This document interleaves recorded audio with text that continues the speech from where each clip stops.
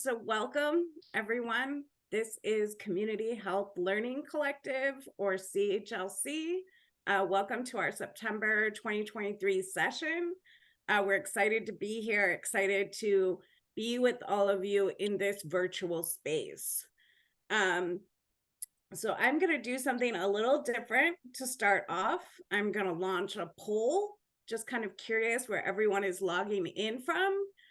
Candace and I facilitate this group, and we are in Chicago. We are two CHWs that work for the HAP Foundation in the serious illness space. But the Community Health Learning Collective is a shared learning space for CHWs, promotoras de salud, CHRs, and others who do this important work. This group is open to people from all cities, states. So I thought I'd just do a poll to kind of get a sense of where people are coming from. So definitely, if you feel comfortable, answer this poll. You are also encouraged to go in the chat and put your name in, where you're from, what organization you represent in the chat, because we'd love to have that information. Wonderful. Thank you to everyone who's answering that poll. It's very exciting to see. Few more folks are answering. So yes, introduce yourself in the chat. And just a couple of announcements. This group meets once a month over Zoom. So I will be sending out an invitation soon about our October session.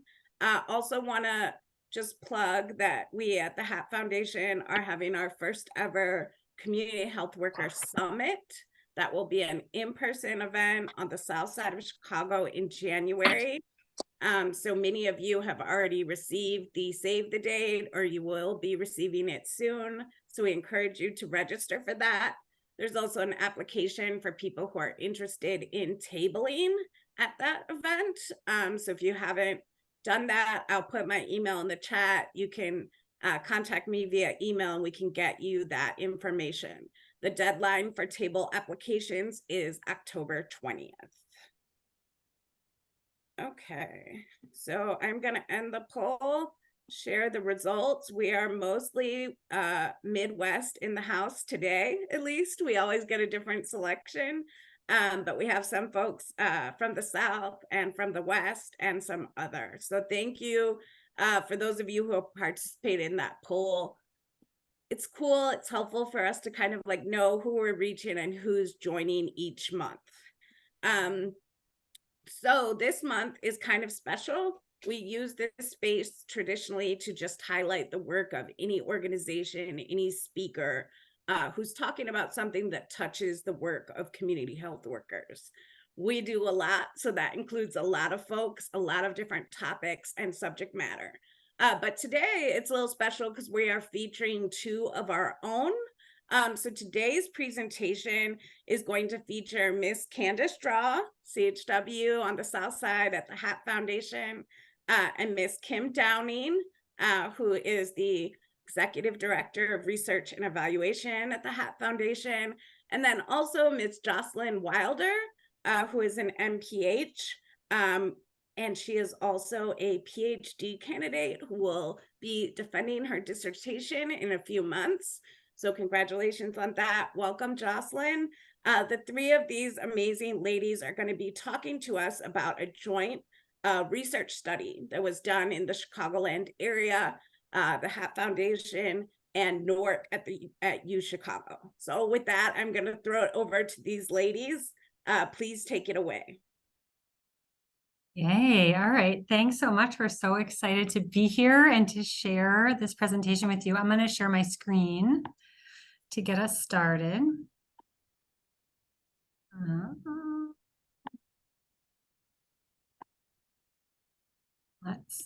Here we go. All right. Oops. Let me see. Oops. All right. Can you guys see that all right? I can see it. All right. Yeah. Candace, you want to take us away? Hi, everybody. So thanks for joining us this month. So we are going to talk about a community engaged research partnership that we did at the HAP Foundation with NORC, University of Chicago. NORC, for people who don't know, is the National Opinion Research Center. A lot of people don't know what those acronyms mean, so I just wanted to point that out. We did a study understanding the knowledge, attitudes, and experiences of Black individuals living in Chicago around palliative care and hospice. Next slide. So the presenters today are, as Maureen so graciously mentioned, myself, Kim, boss extraordinaire, and Jocelyn from U Chicago. The other project authors and collaborators were from Areola Research, Dr. Sonia Areola and Dr. Stefan Vogler. They're not part of the presentation today, but they were collaborators on the project. Next. So, we want to talk about community engaged research, really just to give you a, background of exactly what it is and, what our next steps are. We're going to walk through all of these steps today, but really it's a unique way of community health workers being part of community engaged research, which, as I'll explain, I didn't know that I was doing, but I'm glad and happy about the partnership. We're going to talk about the research study, the aims and designs. We're going to walk through the results, implications for us as an organization, the next steps, and then we want to open it up for some discussion. Not so much tailored discussion, but really opening up the floor to see what people's reactions and thoughts are as we continue to move forward. Next slide. I think this switches over to, oops, sorry. I apologize, having a minor issue here.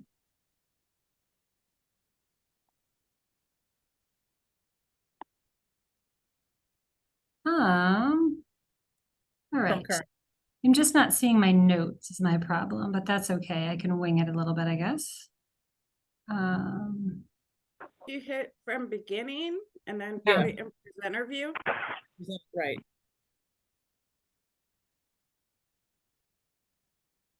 And then hover your mouse and you should see a little presenter view. Yeah. Thank you, friend. Thank you. All right. There we go. Be much more put together with a few thoughts here. So the project that we're sharing with you today was conducted as a community engaged research project. And this type of research is really different from academic driven research in a number of really, really important ways. At a really high level, community engaged research involves the individuals that live in the community as partners and leaders in the research work. So when we think of traditional research, we often think of someone from a university coming into a community space, asking questions, taking the information back to the academic setting, and using the information for the researcher's own benefit, to publish, to get funded, to get tenure. We often call this helicopter research because the academic researcher kind of comes in, lands in the community, takes what they need, and then exit the community, never to be seen again. And while this does still occur, there really is a movement towards community engaged research that attempts to give power, data, and control back to communities that are participants in the research project. There's really a spectrum of community engaged research, and the details are really beyond the scope of this particular presentation, but suffice it to say, community engaged research seeks to develop reciprocally beneficial relationships between the academic researcher and the community. This means many things, but one very important element is that the community has access to or ownership of the data collected as part of the study. The research project is really a partnership, and it should be built in transparency, honesty, and trust. So the study that we're sharing about today was also a qualitative study. Many of you may know what that means, but just really quickly for any new research folks, there are two primary types of research. The first is quantitative, and that really focuses on numbers that are often measurable. It's often used to collect data about patterns or amounts.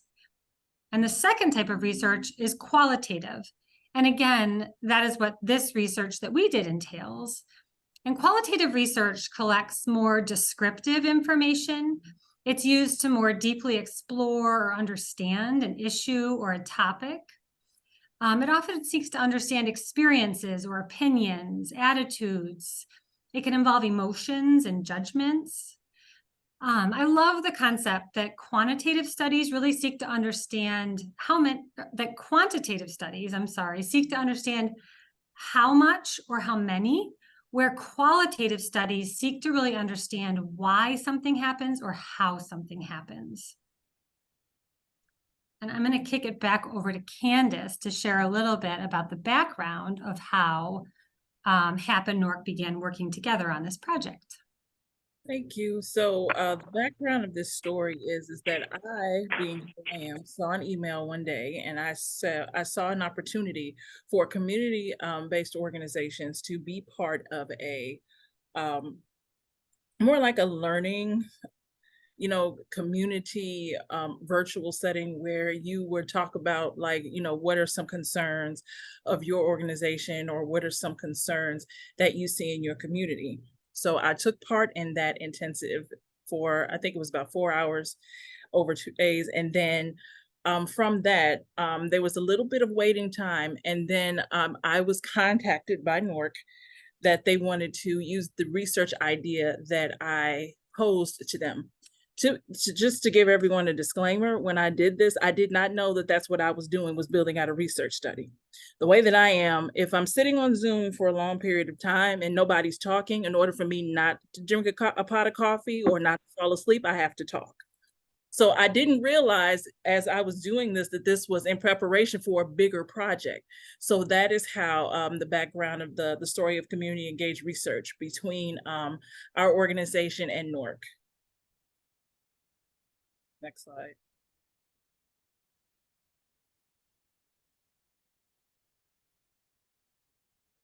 Next slide. I'm sorry. I'm trying. Let's see this. That's not wanting to move forward for me here, Candace.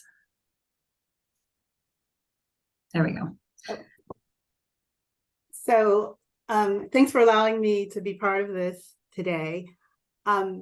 So I wanted to just kind of share the action aims, and the overall action aims of the research project were to enhance HAP's research capacity by partnering with a research organization. And what that allowed HAP to benefit from is that we have an IRB, so internal review board, so that we could have a study that was oversaw by the rules of, regulations that academic research is overseen by. And then it also allowed access to, we had Areola Consulting. And so Areola Consulting was Sonia Areola, and she is an expert in CBPR. She's coming. No, I just be waiting on her. And so yourself, please. Sorry, Jocelyn. So we also had access to her, and just also access to researchers in an academic space. It allowed the bridge the opportunity to engage in community-based research and to promote CBPR across the bridge. And the bridge is a division in NORC. And NORC tends to be very traditional research. And we do have some qualitative researchers, but it was able to kind of elevate CBPR so that across all avenues of research, quantitative and qualitative, that it, bringing it to be part of all of those research agendas. And the aim coming out is twofold. It was kind of to help the HAP Foundation inform its program design and policy and their advocacy. And it also informed the bridge at NORC's CBPR design and our policy, and how we could advocate for CBPR to be part of studies that it has not traditionally been part of. Next. And so I just kind of wanted to go over how those principles of CBPR were applied to this study. So the HAP Foundation's needs were primary and in the forefront, and the bridge role was to support HAP in meeting those needs through resources like stated IRB and some researchers. The study question was from HAP. So as Candace said, we had a workshop looking at community, working with community organizations around issues or questions they had about their community. And she posed this question about looking at the use of hospice and palliative care in the Chicago area. And it was very interesting. And so that is one of the things too with community-based research, is that the community organization is the one who poses the question. Excuse me. And it was decisions about the methods and approaches were shared. So we decided together what would be the best way to pursue this research question. And with this, there was co-learning. So it was a learning experience for both HAP and the bridge. And so again, we were guided by a CBPR expert, but it was a process of partnership in deciding the recruitment, how the focus groups should be run. And again, we were trained in new interviewing techniques and in analysis techniques. So I was completely new to qualitative research. And so this was also capacity building for me as well. Next.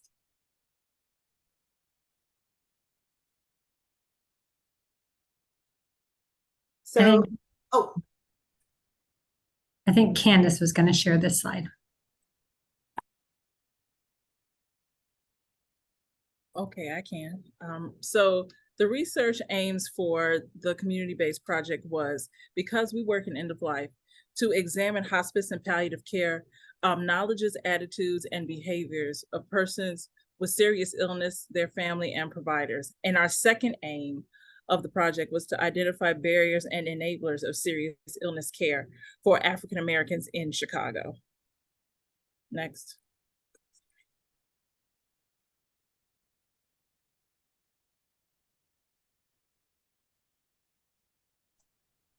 Jocelyn, you're muted. I had started to cough, so sorry about that. So as stated, our community engagement was based on community participatory based research. And so it was a qualitative assessment with 4 focus groups and 2 in-depth interviews. One was with a death doula, and 1 interview was with a formal caregiver of many years. We recruited through various streams, church bulletins and newsletters, ward newsletters, and from aldermen's offices in Chicago, libraries and workshops, and it was oversaw by NORC's IRB.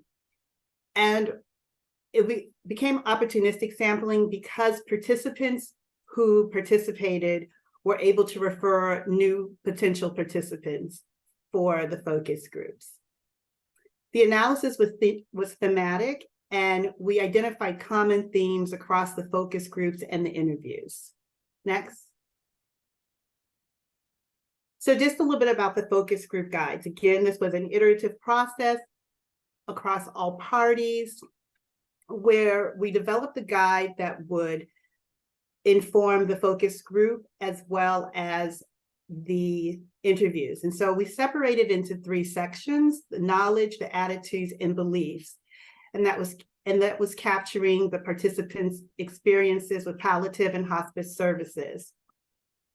We started off the focus group by asking them to tell us what palliative, hospice, and end-of-life care meant to them. And after we gathered that information, we shared a definition of the 3 to establish a mutually agreed upon definition to work from throughout the remaining focus groups and the interview. Next. So this slide shows the breakdown of the focus groups and the interviews. And as you can see, the majority were older than 50 years of age, and we only had 1 male participant. Next. So this slide is kind of detailing our collaborative analysis. So again, we had that thematic analysis where across the transcripts of the focus groups and interviews. We identified common themes, which meant we read the transcripts and we read them. We read the first one from the first focus groups. We identified themes within that one.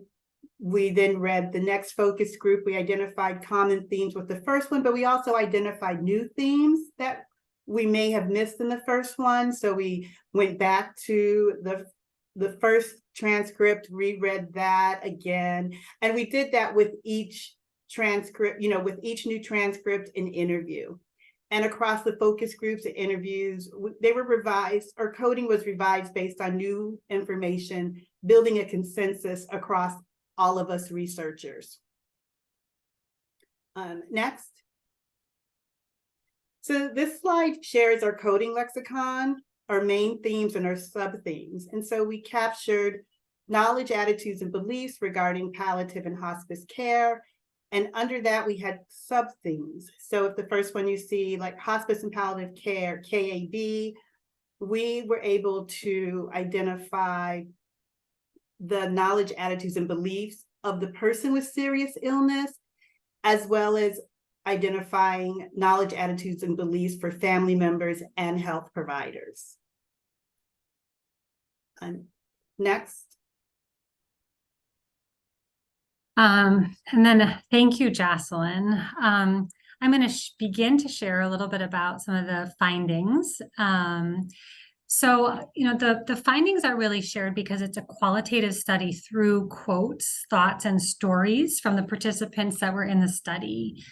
So this first slide shares a bit about participants' knowledge, attitudes, and behaviors around palliative care and hospice. I'll read the first quote. The person can come out of hospice. They may be terminal, but there's a chance they can recover.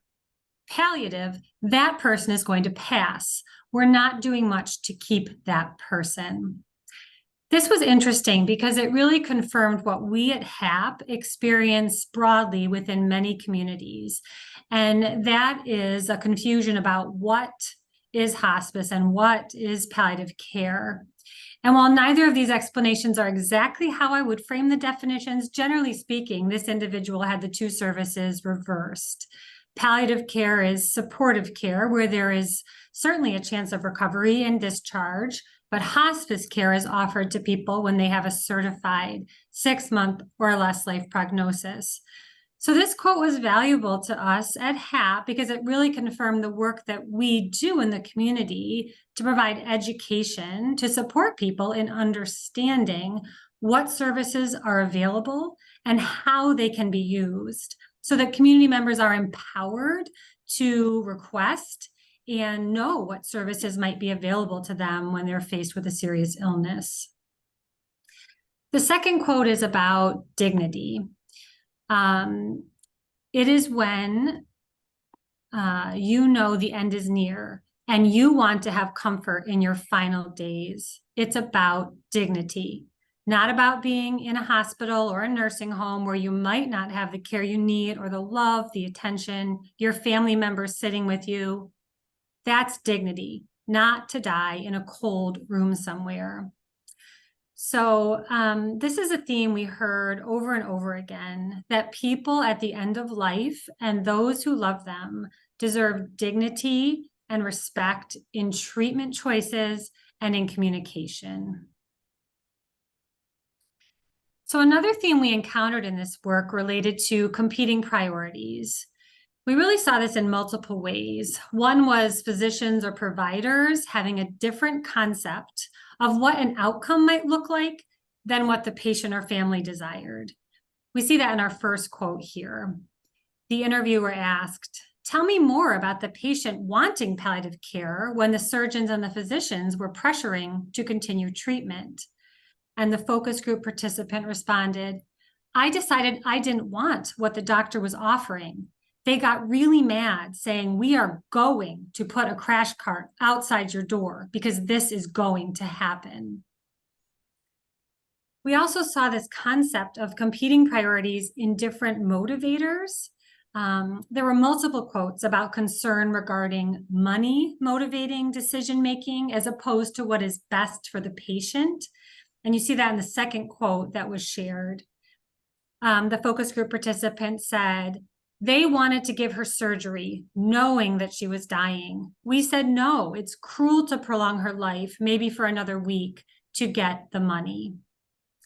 And then similarly, there was concern about regulations around hospital stays related to diagnoses coming into play that, again, often seem to trump the family needs. So the focus group participant said, in order for them to stay in the hospital, according to the DRG, they have to give them different diagnoses. You are only supposed to be there so many days, then they're supposed to send you out. I'm going to pass it to Candace to share a bit more. So as far as the medical care system, you know, when we were talking about quality of care and, you know, competing, you know, priorities, there were a couple of things. Well, actually, a lot of people's individualized experiences really stood out here as, you know, it's not a secret that community of colors and marginalized communities have issues with the medical care system, whether they've had personal experiences, whether they have had, you know, family members or friends. And, you know, in some of this, you know, especially with the quality of care right here, this is what some of the things that we heard. He was comatose. They were giving him dialysis in the hospital, had him hooked up, and he was drooling, and he had no control over anything. I told them right then and there, you can disconnect him right, because that was very disrespectful of what he had wanted. They never offered hospice or anything. I imagine they knew it wasn't going to be many days. He only lasted about 5 days. Again, another experience where hospice wasn't offered and very disrespectful towards the family members to continue to give dialysis despite the fact that that was not what she felt was best. And then the question was asked, why do you think doctors keep trying things after it is clear that the person is not going to survive? And her answer was money, money, money, money. As far as communication about, you know, medical care system and different things, you know, dealing with my grandparents from hospice, what the doctors were saying to all of the family, they were talking over my head. Again, not culturally competent communication, not having consideration. You come in, you use all these big words, but you don't just have a normal, regular conversation. Again, the distrust that we hear about that historically has been there, that is seen in these two different scenarios about the medical care system. Next slide.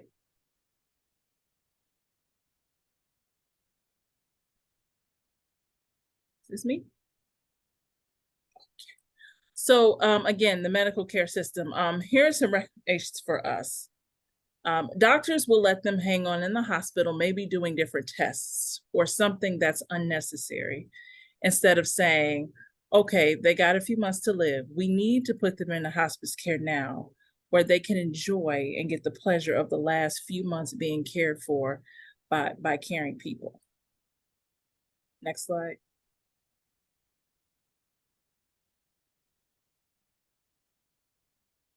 Yeah, that's good.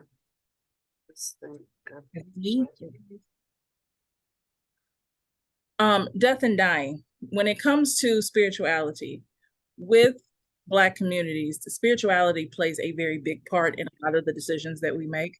It also plays, you know, and not just Black communities, but because this focus was specifically on the Black community, the spirituality and our views about heaven and our views about end of life, you know, that, and just how we feel in general plays a big part in our lives. And what is the difference between dying at home and dying at the hospital? And the answer was, it's more comfortable, it's more spiritual. Again, people wanting to stay at home versus dying at the hospital. For a lot of times when it comes to transitions, decisions, preferences, you know, competing priorities, you know, again, here's another quote. They knew I wanted him to come home. They didn't want that to happen, but they knew that at that point, you wasn't going to change my mind. It is what it is. You're not going to change my mind. He said he wanted to come home. Again, I work in a senior building. Here's another person. One of my goals is to make dying at home available. Golden years to have peace and be able to live it out in home. not in a cold hospital, and not by yourself. Next slide. Here's some more examples of race and discrimination when it comes to people's experiences in end of life. You know, again, here's another quote. Why can't I get this medication? You're giving that same person over there medication. Then the doctor will try to flip around like you don't understand what he's saying, like you're dumb. We can't give you this and this. They have stereotypes. If it's African Americans, they assume we're going to get addicted or they're going to sell it. Again, here's another quote. If you look for blatant differences by race, you may not find them. If a Black patient says, my stomach hurts, the thought is, we won't operate on this person, I'll get you something. But another person, if a white person says, let's take a scan, let's take the next step, I think that's where we have to look.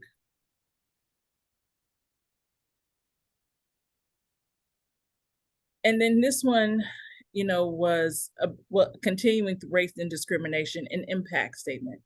You, meaning providers, you're cutting our health and our life expectancy short because of what they feel, not because of what is medically needed. A lot of doctors don't go by what they should do, they go by how they feel. Next. We had the opportunity to interview a death doula. And I posed the question to her to explain to me exactly what some of her experiences were in end of life when dealing with different people in the community, people in her church, depending on where she is. But she did mention, and this is another quote, let's say I go to a place, because I've had this happen with the patient, and they were not excited to see my brown skin walk in the room. I was kind, but at the same time, let the agency that sent me know that somebody else might be better suited for this patient, and it was fine. Again, you know, I could say a lot about that statement, but I've also had I've had doctors and I've had practitioners, you know, treat people of color differently than they do their white counterparts. Or if somebody is the doctor that is a person of color and they come in to service a patient or to care for a patient, sometimes the families may have issues. And I thought it was interesting for the deaf doula to say that, because it really shows continuing race and discrimination, even though she was sent there to help and to assist. And then my question was, that's being culturally sensitive? And she says, yeah, even when they weren't. So her point is, I'm being considerate, even despite the fact that they weren't. Next slide. Racism. We're going to keep going. So we haven't had, here's another person that said, we haven't had access to hospice and palliative care and death doulas. And I asked why. And I'll say the obvious. Racism. Even fools will say that. We haven't been given respect, even in death, because Black lives don't matter. I mean, in short, even in death, they don't think that we matter. So not only, you know, are we experiencing racism at every level, from corporate racism to structural racism to healthcare racism to everything else, but even when I'm dying, I still don't get the consideration that other races get, most specifically white races, nor do I get the respect that I should get, even though I am a person that has insurance that's paying like everybody else. And I still do, this person still felt like overall, Black people still don't get respect. Next quote. And so it's just kind of to show that racial bias that individuals have faced trying to access healthcare settings is present throughout the access of services, and and all the way to the quality of one's death. And so the participants spoke about that lack of cultural humility and respect. And so one was, I don't think that there's enough cultural humility and awareness taught in medical school. I don't know if they are mandated to take these classes or what type of classes folks can take to be more informed about how to work with a Black person. I'm not seeing the willingness to learn and adapt properly. Care for Black folks maybe it's not valued. And so this participant was speaking to how it is essential that respect in understanding the culture and what Black people have faced within the healthcare system be taught through and beyond medical school, as well as feeling how they feel. And so this one kind of shares about how they feel about their treatment. Number one, we are all human. When it comes to medical personnel, they treat us like we have, some sense. Don't try and treat us as though we're the last people off the turnip truck. We are not a dumb box of rocks. And so just kind of sharing their pain and their experience with that healthcare system and that lack of respect that they feel and that lack of respect that they've experienced. Next. All right. So that's kind of a brief summary of the findings and some of the stories that were shared within the context of this research project. And I'm going to share just a little bit about implications and next steps, particularly at the HAP Foundation, with some of this knowledge and research that was shared with us. One implication for HAP is really the importance of sharing this information with families.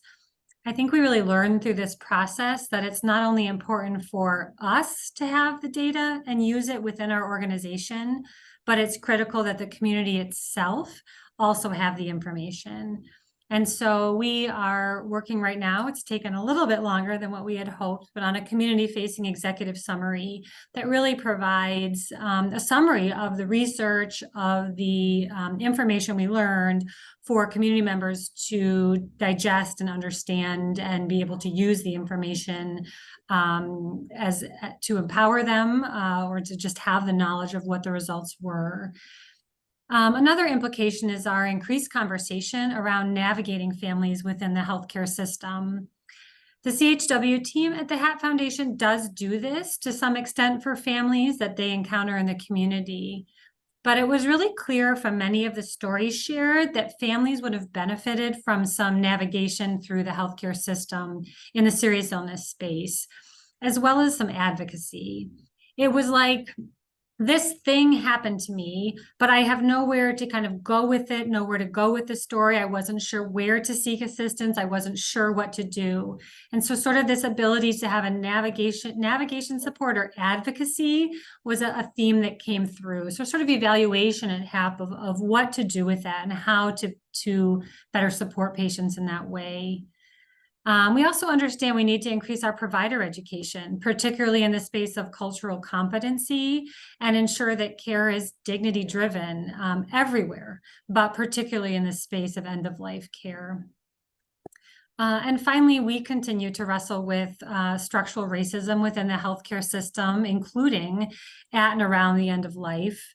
I feel like there was so much value in these stories shared through this research because we're able to sort of overlay and personalize much of the data that really existed regarding disparate access and unequal care that was already in the research space, but kind of overlay stories to personalize and remind people that this data is about real people and real experiences and things that happen to real people in the community. And finally, hospice has long been up against the fallacy that death is a failure. Modern medicine can do so much, but death is a natural part of life. And there continues to be this concept in many medical communities that death is a failure. And so I think an implication at HAP is just continuing to wrestle with that and provide continuing education in that space. In terms of next steps for the HAP Foundation, one thing is dissemination, and part of that is what we're doing here today, but just continuing to share the results of this study, the stories provided and shared by the research participants in many spaces that we're in, including hospitals, nursing homes, medical schools, at conferences. And then we're also looking to do some potential follow-up research just to pull some threads of the work that we did as a collaborative team between HAP and NORC I think we're very interested in this issue of spirituality at the end of life and trying to continue to understand that space. Also, really, so many people that we talked to in our study were caregivers, and kind of looking at what the impact is on the role of caregivers in the serious illness space, particularly within Black communities in Chicago. And I think just kind of generally to continued research on our racialized healthcare system and how we can continue to make an impact. So the implications for NORC is that we had to consider our funding and fiscal cycles. And one of those things meant is that we needed to look at ways to include community engagement across all funding proposals and initiatives. As stated before, it's just as important to gather the how and the why as it is to capture the how many. And so this project assisted with the development of a toolkit for NORC researchers to see how and where they can incorporate CBPR principles in their work. It helped us to repair trust among community members. As we stated before, traditional research has been extractive, and it has not readily disseminated the results to the communities in which the data was extracted. And so this is a way also of kind of changing that dynamic of going in and extracting, and to, again, with all research, center it on the lived experience of the people you're researching, rather than making that secondary to the numbers of what people are experiencing, how many are experiencing it. Next slide. So our next steps were, we wrote an internal report, and again, we assisted with that development of a toolkit. We also created a resource list, so that NORC researchers can break down silos between departments and not reinvent the wheel. So one thing is, we identified community-based participatory research specialists within NORC who've been doing this work, so that people have knowledgeable people that they can go to, as well as this toolkit when it comes time to do a proposal and include principles of community engagement within those proposals. And to, again, also when you're including those principles, having someone there to hold your feet to the fire, so that you're not just putting it in there for the funding and then you throw it by the wayside, but people who are really invested, so that they can help researchers identify within their research where they can do community engagement and how they can keep true to it throughout the whole research process. Next slide. Thank you, everybody. This is the end. I wanted to point out too that, doing community health workers, and I don't know if anybody has seen this, that, our role in research is expanding. And a lot of different organizations are learning how to incorporate community health workers in their, in their work. And this was just, like the first stepping stone for community health workers that have to be engaged in research. It's the first step. So that's all.